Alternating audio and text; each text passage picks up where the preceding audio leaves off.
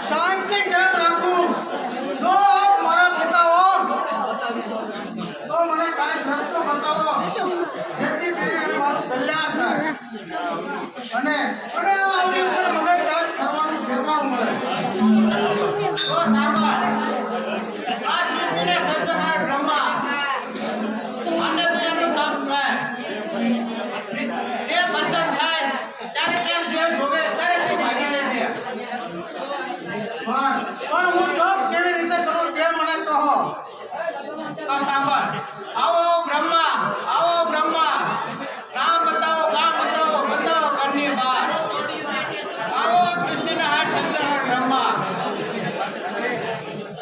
માટે પ્રસન્ન થાય ત્યારે જે જોવે ત્યારે તે ભાગી લે છે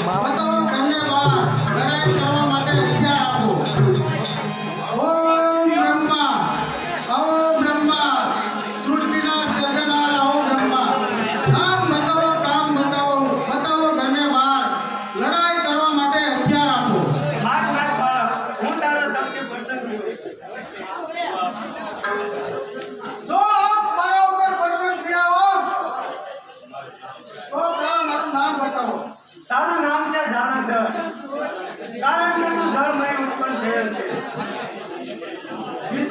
બીજું મને યુદ્ધ કરવા માટે મને હથિયાર આપો લે બેટા આ ગજા હું તને આપું આ ગજાથી ચક્રવર્તી રાજા હવે મારા માતા કોણ અને મારા પિતા કોણ એ મને કહો તારી માતા છે પૃથ્વી પિતા છે સમુદ્ર કુળ કચ્છપનું અને દેવ શંકર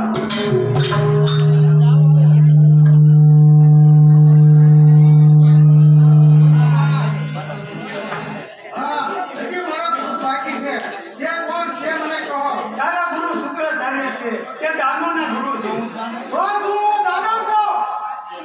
કે માનવ છો તું છે તો માનવ પણ તે જન્મ ધારણ કરતી વખતે દાનવ જેવું કૃત્ય કર્યું છે એટલા માટે તારા ગુરુ શુક્રાચાર્ય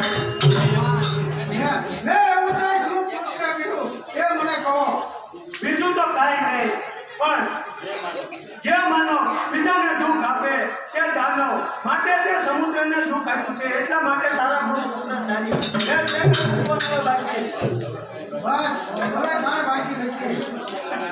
અને જે મને મળશે ક્યારે જે મને કહો. અરે ક્યારે છું આ સમુદ્રના તટ પર ક્યાં આવતા દેખાય છે પડી જાય ને પગમાં અને કરી લે ગુરુ દાદા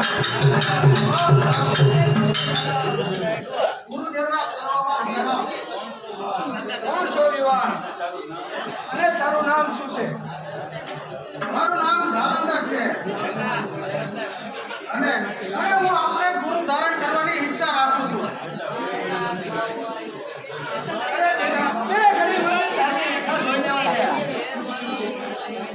સમજી ગયા છો શાનમાં અરે તારી અનુમતિ કરો સા અરે શિષ્ટ થયો છો તું મારો પર્વત ઇન્દ્રનો જન્મ શું તમે મારી